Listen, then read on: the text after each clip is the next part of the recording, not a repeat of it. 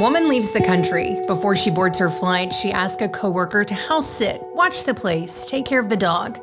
A day passes, no answer. From thousands of miles away, she pulls up her doorbell camera feed. It's the middle of the night there, and on her back porch, a man is standing in the dark, a man who has absolutely no reason to be there. She calls police. When officers arrive, they open the front door and they make a difficult discovery. A body in the living room, a second body in the bedroom closet. The dog also shot to death. 10 hours later, a heavily armed tactical team pulls a 24-year-old out of an attic crawl space in Northport. This is the case involving DeKendrick Breon Crawford. He was already wanted for a felony involving a firearm before this double murder. This is 6 on Your Side Investigates. Each week we take you inside local cases and the courtroom with records and data, no speculation. I'm your host, Jen Horton, investigative reporter with 20 years on the job covering violent crime and corruption right here in Alabama. Let's get into this case. On July 6th, Brookwood police were called to a home on Alabama Junction Road. The renter, traveling out of the country, couldn't reach the house sitter, 31-year-old Jose Felix Alvarez Dunez. When she checked her security cameras remotely, she saw an intruder lurking on her back porch in the dead of night. When Brookwood officers breached the front door, they found Alvarez Dunez dead.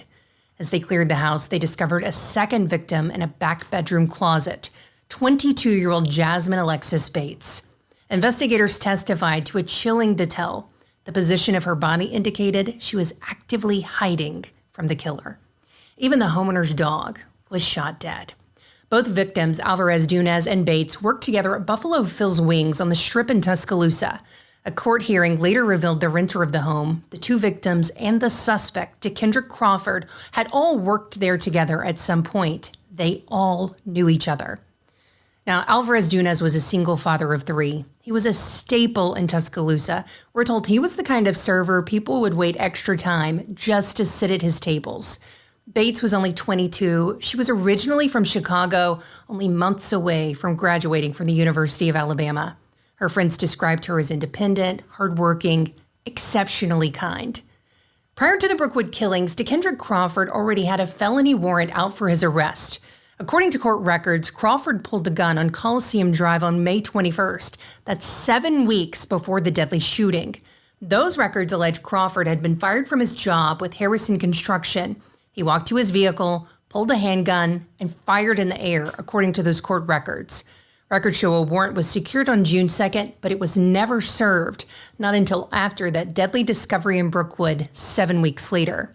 So how did investigators tie Crawford to the Brookwood murders? The Capitol murder deposition reveals the tenant immediately recognized the intruder on her doorbell camera. She told police point blank it was her former coworker, DeKendrick Crawford. The footage showed Crawford exiting her house and then throwing an object into the woods behind the property. So investigators searched that exact tree line. They found Alvarez Dunez's phone and driver's license. Another law enforcement officer who personally knew Crawford reviewed the video and also confirmed his identity. The sworn deposition notes that no other person was seen exiting the home before police arrived, which narrowed the field. Once the Capitol murder warrant was signed, a massive multi-agency manhunt was launched. The U.S. Marshals Task Force, Tuscaloosa Violent Crimes Unit, Northport Tactical, K-9 teams all tracked Crawford to a relative's apartment on Deerfield Drive in Northport. Crawford barricaded himself inside.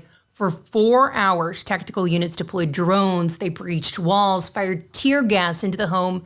Finally, K-9 units located Crawford hiding deep in an attic crawl space.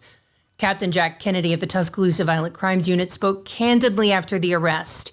He said, quote, "He never gave up. He cared more about himself than he did about the victims in this case." The next day, Kennedy addressed the media, emphasizing the senselessness of this crime, saying, "We don't know why he targeted them. They had done nothing wrong."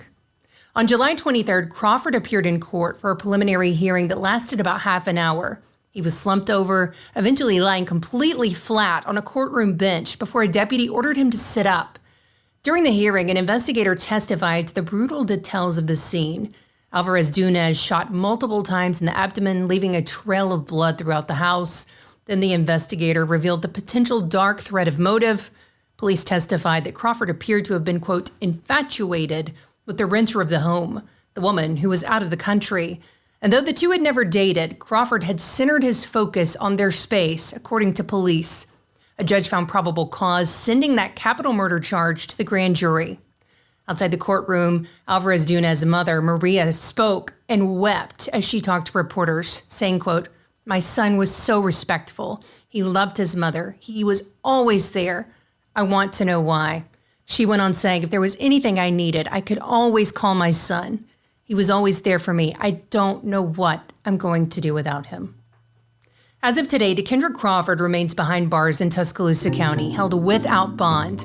He faces capital murder charges for the deaths of Jose Felix Alvarez-Dunez and Jasmine Bates, along with a prior firearm felony charge from campus. Under the law, he's of course presumed innocent until proven guilty. Thanks for staying with us throughout this episode. We want to know what you want to see on this podcast. Email me at jennifer.horton@wbrc.com. You can also throw in any questions you have about the criminal justice system. Be sure to put podcast in the subject line. And if this is the kind of reporting that's important to you, please follow and subscribe. We don't want you to miss anything. We'll see you right back here next week. Bye for now.